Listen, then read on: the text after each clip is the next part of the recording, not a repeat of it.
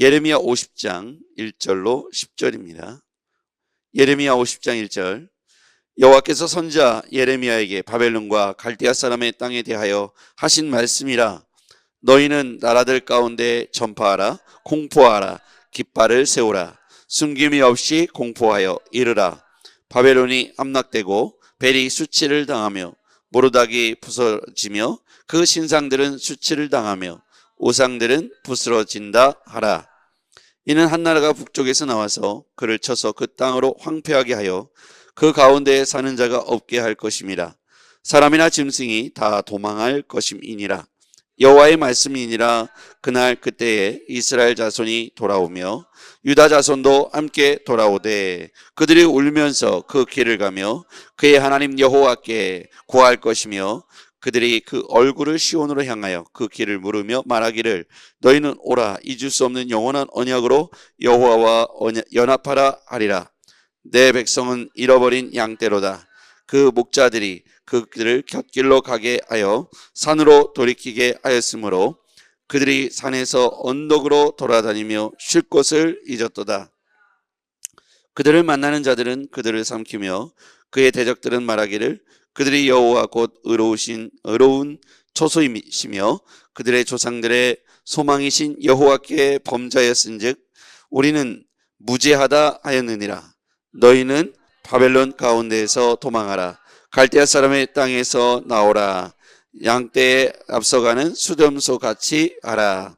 보라, 내가 큰 민족의 무리를 북쪽에서 올라오게 하여 바벨론을 대항하게 하리니 그들이 대열을 버리고 쳐서 정복할 것이라.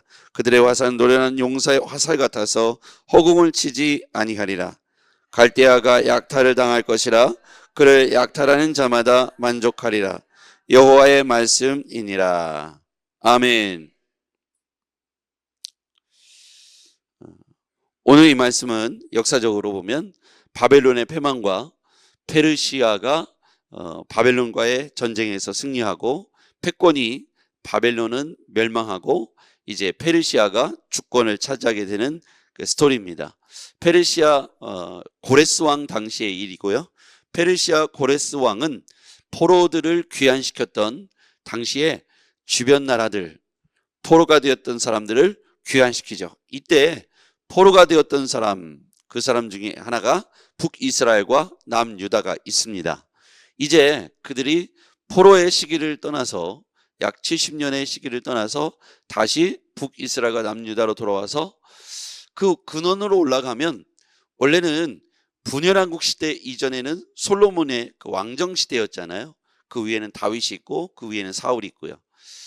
이제 사사들이 있다가 우리에게도 왕을 달라 하여 사울왕이 생기고 그 다음에 다윗왕, 솔로몬왕, 그 이후에 분열왕국이 시작되죠. 남유다, 북이스라엘로. 그리고 나서 포로의 시기, 바벨론 포로 시기로 가다가 바벨론이 이제 패망하고 페르시아가 패권을 차지하면서 다시 남유다와 북이스라엘이 고국으로 돌아오게 되죠. 그러면서 하나로 다시 합치게 되는 연합이 시작되게 됩니다. 이 모든 역사들은 결국 하나님께서 그 모든 당대에 개입하신 사건들이고 이스라엘은 그와 같이 분열왕국 시대를 거쳐서 이제 그들이 바벨론 포로기를 거치고 하나님 앞에서 큰 교훈을 얻게 되며 다시 출발하게 되죠. 자, 오늘 말씀으로 한번 들어가서 보겠습니다. 1절 여호와께서 선지자 예레미야에게 바벨론과 갈대아 사람의 땅에 대하여 하신 말씀이라. 바벨론과 갈대아는 같은 의미죠. 바벨론을 갈대아라고 부르기도 했습니다. 그래서 그 땅에 대해서 어떻게 될 것인가. 바벨론이 회초리 역할을 그동안 감당해 왔잖아요. 하나님께서 바벨론을 들어서 남유다 북이스라엘을 바벨론의 포로가 되게 하셨죠. 그 과정은 그들이 하나님 앞에 범죄했기 때문입니다. 언약을 깨뜨렸기 때문에 하나님은 그들을 포로로 되게 하셨죠. 그 과정에서 보면 어떤 선지자는 2년 만에 돌아올 것이다 이렇게 예언하지만 그건 거짓된 예언이죠. 어쨌든 바벨론에 의해서 함락되어지고 포로가 되었습니다. 그런데 하나님께서 바벨론조차도 이제는 패망하게 하시죠. 2절 바벨론 갈대아 사람의 땅에 대하여 하신 말씀. 2절 너희는 나라들 가운데서 전파하라 공포하라 깃발을 세우라 숨김없이 공포하여 이르라.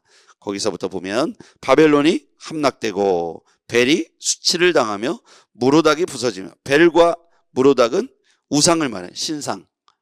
바벨론에 섬겼던 우상들, 바벨론이 함락되고 벨 수치를 당하고 무로닥이 부스러지며 그 신상들은 수치를 당하며 우상들은 부스러진다 하라. 그러니까 하나님께서 바벨론이 의로워서 바벨론을 들어서 이스라엘을, 북이스라엘과 남유다를 포로되게 하신 것 아니잖아요. 그렇죠? 바벨론이 의로워서 한 게 아닙니다.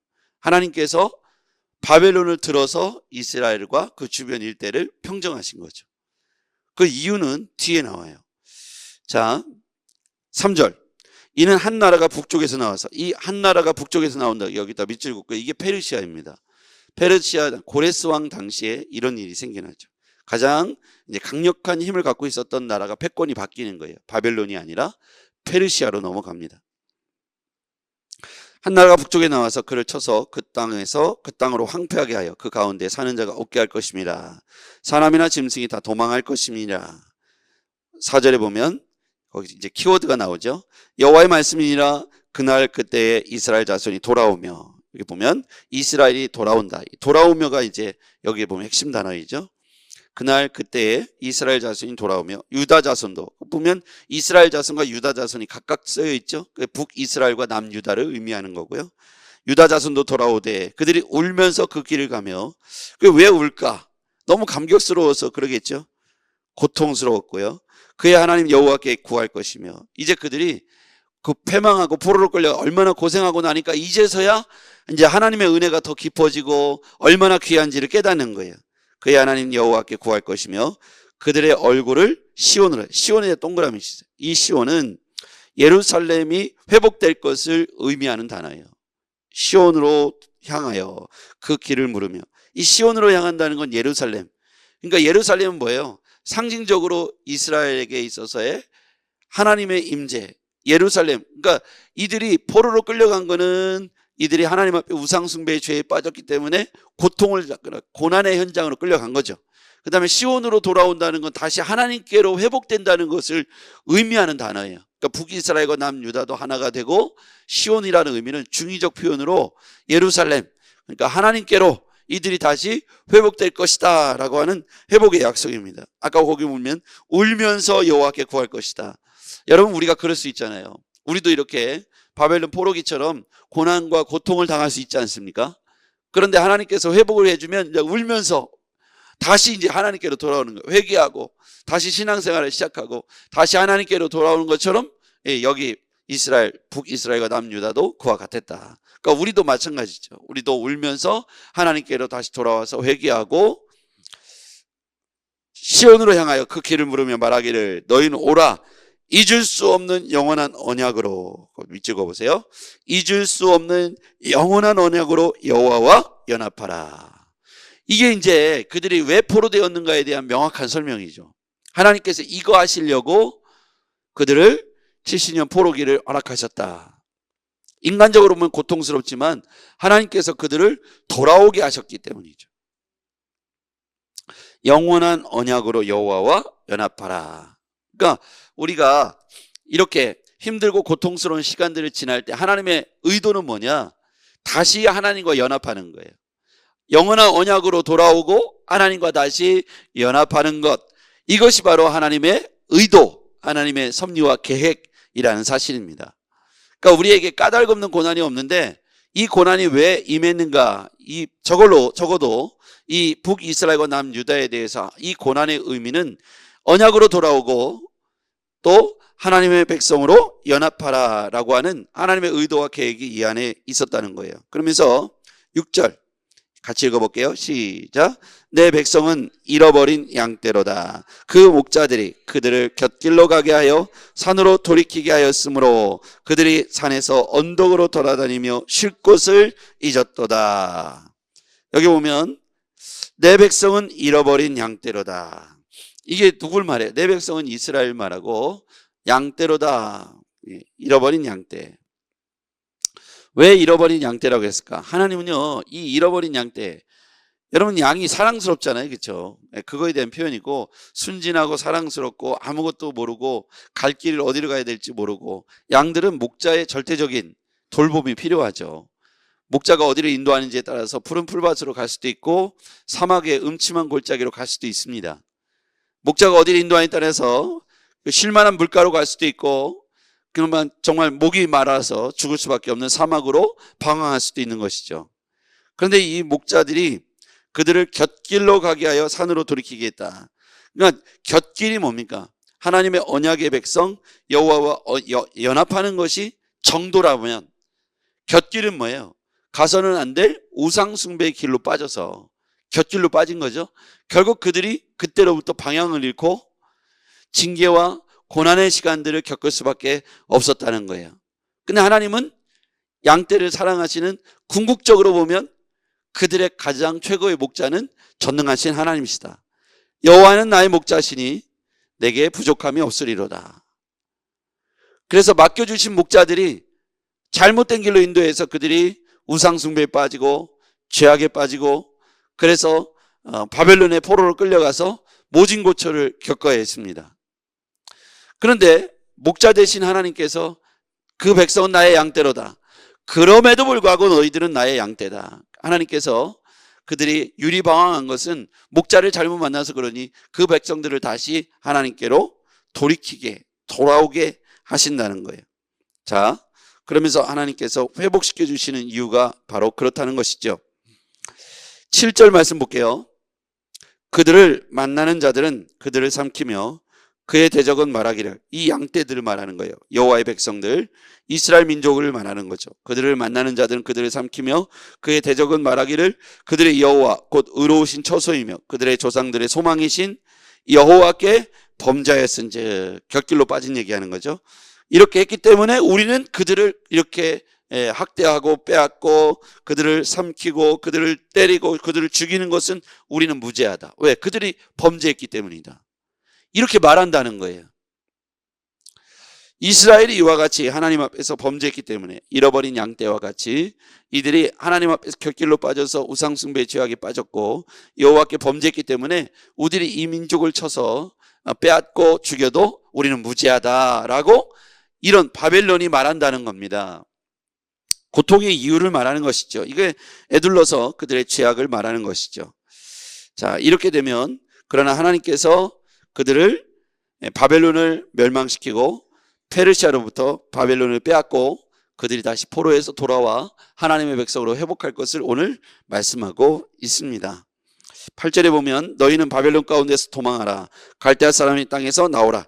양떼에 앞서가는 수렴수같이 하라. 보라, 내가 큰 민족의 무리를 북쪽에서 올라오게 하여 바벨론을 대항하게 하리니 그들이 대열을 버리고 쳐서 정복할 것이라. 그들의 화살은 노래는 용사의 화살 같아서 허공을 치지 아니하리라. 갈대아가 약탈을 당할 것이라. 그들을 약탈하는 자마다 만족하리라. 여호와의 말씀이니라. 그러니까 결국 페르시아에 의해서 바벨론이 멸망당할 것이다. 그래서 너희들은 바벨론으로부터 이제 바벨론 나오라. 어디로요? 시온으로. 시온은 어디입니까? 중의적 표현이 있어요. 하나는 예루살렘을 의미하기도 하지만 하나는 하나님께로 돌아오라. 이렇게 하는 중의적 표현을 갖고 있죠. 자, 오늘 말씀을 이제 우리는 이해했습니다. 바벨론이라는 나라가 이뻐서 하나님이 승리케 하신 게 아니에요. 하나님은 이 유다와 북이스라엘 향해서 하나님께서 의도하신 계획이 있었습니다. 그것은 한 줄로 우리에게 설명해 줬어요. 5절 가장 끝에 나오는 영원한 언약으로 여호와와 연합하라. 이게 하나님의 뜻이죠. 이 의도를 이루기 위해서 바벨론을 들었죠. 근데 그 바벨론도 우상숭배와 함께 결국 페르시아와에게 패망하게 되죠. 그리고 때가 되니까 하나님께서 북이스라엘과 남유다를 시온으로 돌아오게 하시죠. 그들이 울면서 돌아오면서 여호와 앞에 다시 무릎을 꿇죠. 여호와께 구할 것이다. 이렇게 표현되어 있습니다. 돌아오며 이스라엘 자손이 돌아오며 유다 자손도 함께 돌아오다. 이건 지형적으로 보면 바벨론으로부터 시온 예루살렘으로 돌아온다는 의미도 있고, 두 번째 의미는 이방으로부터 또 우상숭배로부터 여호와께로 돌아온다고 하는 두 가지 의미가 이 돌아온다 안에 표현되어 있죠.